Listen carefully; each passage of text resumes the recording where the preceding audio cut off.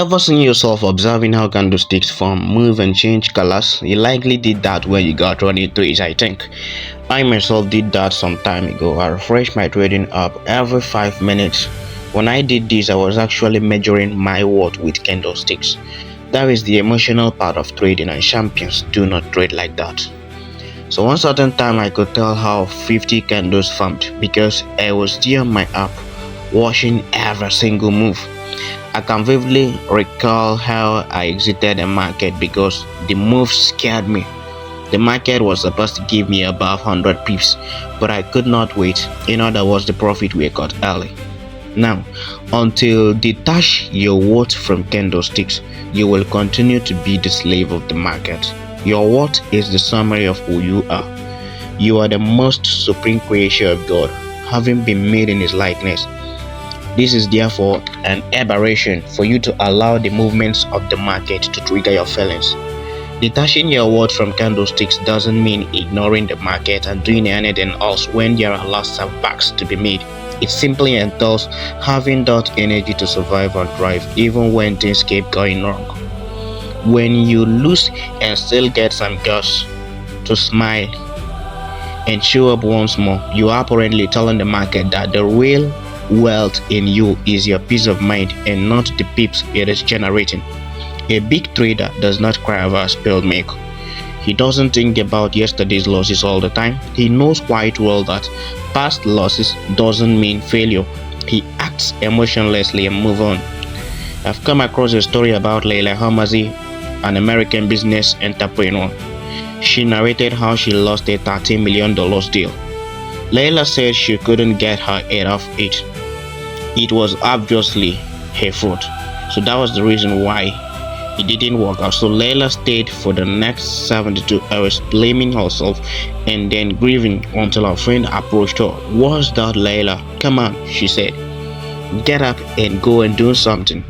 That lost deal is a bust and there are still some future ones." Leila found strength abruptly and concluded the story with this: champions don't punish themselves longer, they rise and learn faster.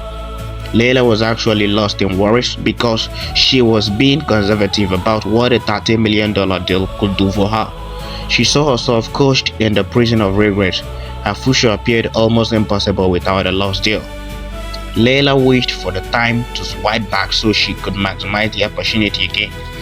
When her friend rewired her mind, she was reminded to detach her worth from the $30 million deal. Leila suddenly realized that she actually got the opportunity, though it was missed, but there are big possibilities for her in the future. She found many reasons to keep going. Leila rewired her mind, her soul, her body, and everything from the $30 million deal. She released everything. Now, was she doing those because she lost? Not really. The encapsulation of it is that one doesn't need to build something with pressure. What is needed is peace of mind. Anything that holds your peace has already caused a big loophole in your capacity to acquire wealth. Certainly, Leila is big today and she remembers the lost deal no more. Yes. Now, there are many times you could think about a trade. You're very much interested to know what is going to be the outcome. You ask if you will eventually lose it. You just want to know. Fast forward to the next 48 hours, you finally realize the result of it. Maybe you won or the other way around. Then your mind thinks about the next trade idea.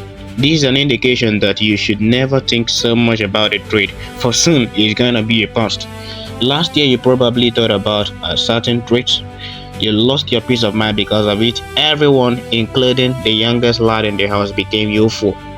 Now, it later turned out to be a loser. Here is my question: do you still think about that very exact trade today? There are big probabilities you must have even taken hundreds of new trades. So now, why then do you stress yourself over the movement of candlesticks? One thing about champions in Forex Genesis is that they are conscious of the fact that there is tomorrow. They don't allow any lighting to make them to lose their mind.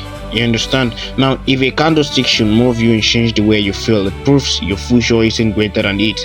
It may be big, but it will be limited to that very particular candlestick. Isn't that hilarious? It shouldn't be. Study the life of any successful trader. You very well know there were times he lost to the market, but he didn't give up. If he did, you won't be able to know him today. He stood his ground because he was conscious enough to understand that his future is bigger than that particular candlestick that wanted to worry his head. Rewire your mind. Detach your world from candlesticks.